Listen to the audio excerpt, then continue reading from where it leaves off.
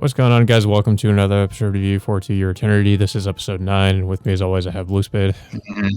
So it's mostly just picks up immediately after the end of the last episode. I guess Fushi and mostly Gugu is having fun, pretty much scaring a lot of people by taking advantage of Fushi's transformation into a dog or that giant bear that he constantly turns into, and then but pretty much most of the meat of this episode was focusing on more on Gugu and Reen's backstory, because each of them mostly tell us their side of the story, about we learn more about Gugu, about where he and his brother used to work at, which he initially thought, they were an adopted family, but it turns out they were just their employers.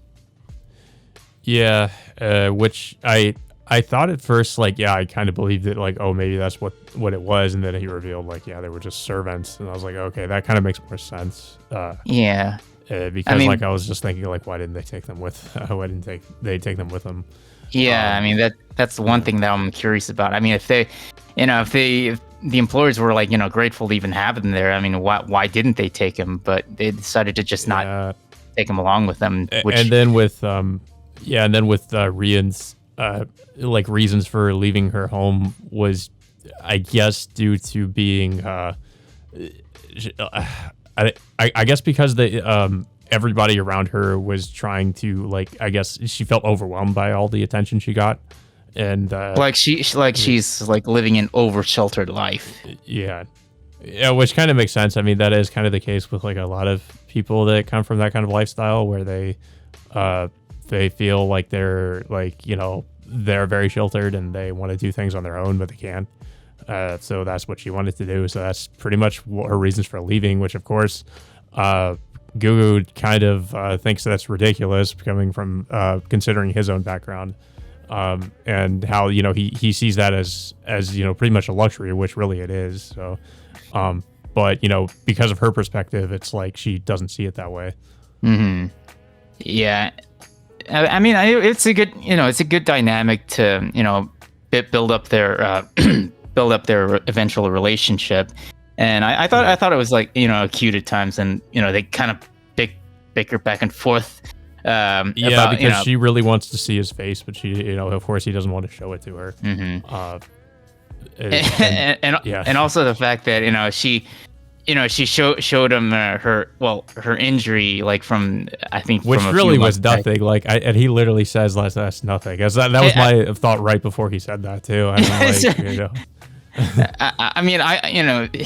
I thought there would be some kind of some weird infection that she had on her arm, but it just turns out it's just a small scar on her arm. That's basically it. Compare that to Gugu having his entire face completely just destroyed from the accident and having to wear a mask pretty much the rest of his life. Speaking of Gugu's face, there were some times when I had issues about how they were presenting it in this episode.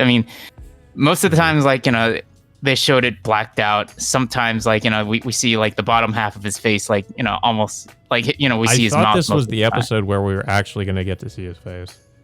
But no. We do see his eyes, I guess. Yeah, we just see his eye, and then the rest of it's just kind of black. Yeah, that's it. But it's just I don't know. It's just it's I don't know what ways or how they're trying to present his face or whatnot, but they're just presenting it in weird ways, the way they're presenting it. But anyway, it's also I think we should mention that Fushi develops a new ability in this episode where he can produce food. Yeah, this which is also so surprising. Initially he didn't know how to do it at first, but now it seems like he's getting better at what his abilities are. Initially we first see him forming different weapons that he got injured with, but now he's able to remember stuff that he's eaten before, and then develop it into something that he can just suddenly just make out of nowhere or out of himself, which is also a little bit weird, at times too, because like Gugu was like technically eating Fushi, which is like it, kind if of you think weird. about it, yeah. And I mean, this is also happens during a conversation where like Gugu was saying like he's basically like, he could no longer move because of starvation. I suppose he hasn't eaten for days, and that's when Fushi figures out he can produce food. So, and then there was a point where he lays back down, and I thought like he stops moving. Before he does this though, like he says like what because he realized Fushi can like copy people, so he was wondering if he'd be able to like copy him and like take his own body or something and make it look like he's Gugu. And I felt like that was like he said like, yeah, if I die, could you like take my place basically? And I felt like because he stopped moving, like I thought he was actually dead, but of course he gets back up. Or like I thought he was. I guess that's like foreshadowing or something. Like I feel like something bad is probably gonna happen to Gugu. I really do feel like that is foreshadowing. Yeah, something bad is gonna happen to him. And then like Fushi's just gonna take his place after he dies or something, and maybe Rin just thinks it's him. I don't know. Like I just get that impression. I still think that's kind of messed up in a way. I mean, that's just kind of messed up. Like I feel like he should at least tell her like that she's not really him. Like if that's what she's gonna think. I don't know. I kind of hope that's not where it goes. That is I think Gugu was in a mentality that at the time thinking that like there's nothing else.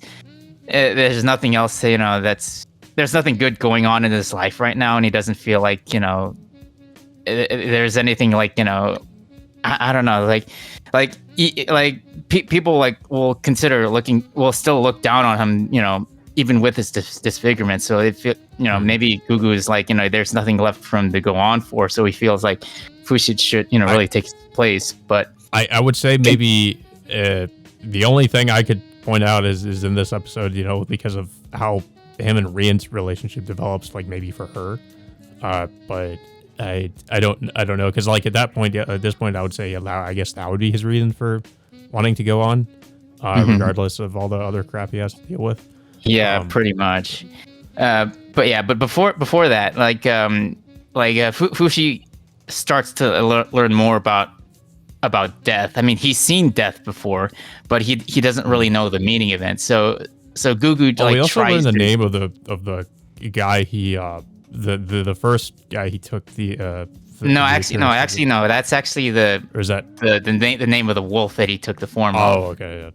Yeah. But we still don't know the name of of the boy that he took the form of. But he did confirm to Gugu that the reason why he's like a boy right now is because he's the first like human that he took the form of. Mm-hmm. Eventually Fushi ends up like going out to look for Gugu's mask, because he ended up throwing it away, and I think it was on the previous episode. So Rin gives Gugu like a temporary one, which is just basically a pot with like with eye holes like in the middle of it. So so of course like Fushi goes and looks for it, and eventually he finds it, but we find out that Fushi's creator just like pops out of nowhere and just warns them that there's a coming danger coming up soon.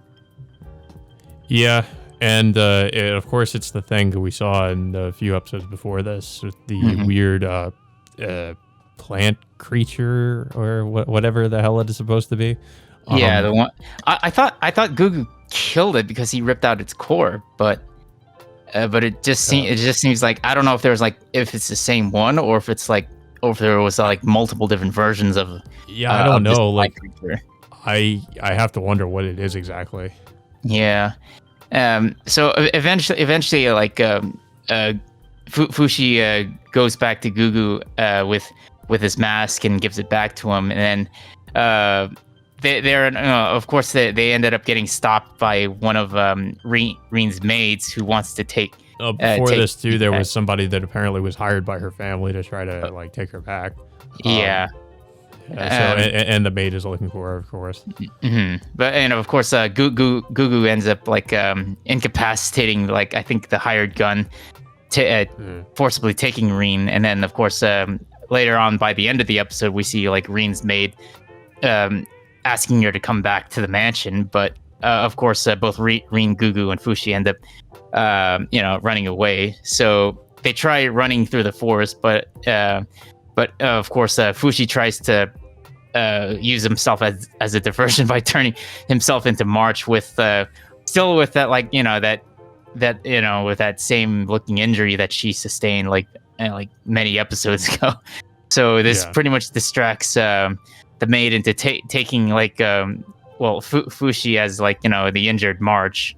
But unfortunately, like you said, the plant creature just like suddenly pops out and then ends up taking Fushi's like a March form afterwards. Yeah, and then of course, as because Gugu and it tells Reen to go back to the old man's house while he tries to figure out what's going on with Fushi, because he hears the maid screaming. So he tries to go to help, and of course that's when he encounters the creature that looks like March. So that's pretty much where it ends, and like it's I guess like as the next episode preview implies, there's going to be like some kind of confrontation with both Gugu and Fushi have to fight off this thing, whatever the hell it is. Yeah. So, I would say like the fight is not, I don't know. It's like I'm curious on like how this fight is going to go, because I think it might go similarly like how Fushi did in his first fight, but with Gugu there, I'm curious like how he's going to help in his own way. Yeah, I mean, it looks like he breathes fire on it at one point or something. And maybe it has something to do with already. Yeah. If I were to guess, maybe that with the booze in his stomach might be like as a way to breathe out fire, which might be a clever way to do so. And of course, like Fushi is at this point probably already familiar with the way it fights, I would assume, since he's already fought it once before. So maybe he'll actually be a little bit better at trying to fend it off this time. Well, no, it's like, but the only difference is that the creature ended up taking March's form first, which is like the form that Fushi was able to use to beat the thing in the first place. But that's true. Yeah. Yeah. So I'm curious, like how. I mean, it's probably definitely going to be much different. A much different fight going forward now, like Fushi doesn't have March's form to take advantage of. Well, maybe instead of Fushi destroying the core this time, it might be Gugu instead. It's likely, yeah. But yeah, I thought this was actually a good episode. Like, it wasn't the most eventful episode. I would say it's more of there's just more character development between both Reen and Gugu. Fushi, not like there were some things that happened with Fushi, like with us learning he can now produce like food. But aside from that, it wasn't too focused on him. It was more so just Gugu and Reen. I just felt like there was a too obvious of a foreshadowing moment with Gugu asking Fushi to take his form once he dies. I mean, it's just like it seems very obvious. I think he's going to die, like if not in the next episode, pretty soon. I mean, I think we can assume there's going to be some kind of a time skip at some point too, because if we look at the opening, it looks like there's an older version of Gugu. But then I'm also wondering how there is an older version of him. Like maybe he won't die in the next episode. Maybe it'll be sometime later if there's an older version. Like I don't know, because like he looks older in the opening where he, as opposed to. If you remember, there was also that older version of March in that opening too. So so it could be the same thing where like he's it's just like what if, like what would have happened or something, but not what actually is going to happen, I guess. Like like with March, where it's like it was more like her seeing like what would have happened if she had lived, I suppose, where I guess this might happen with Gugu too, where he might have some tragic death, and then maybe he'll also see like what his future could have been like, I guess. It's a possibility. Yeah.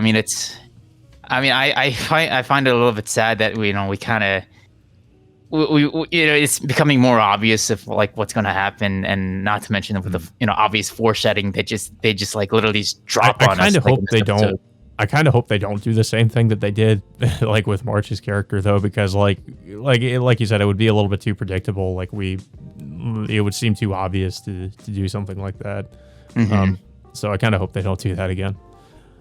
Yeah, but I guess we'll have to brace for what happens. But I mean, hopefully we'll get to see like what happens. Whether or not like they continue on with Gugu's storyline maybe in the next several episodes. I mean, I think we're almost like halfway through the series already with so I think this is like 20. They said it was 20 episodes, which I'm curious if this is going to adapt the entire story or if it's just going to be I don't think so, because as far as I know, it's still ongoing.